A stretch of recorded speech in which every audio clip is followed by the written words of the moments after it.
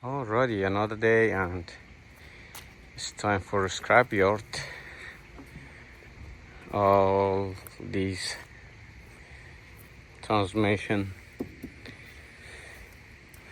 bad motor, what else?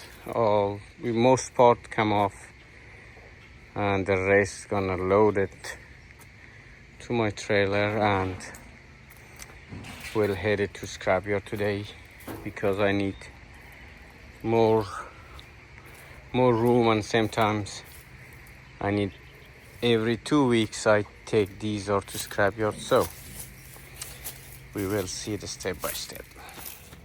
Or is it?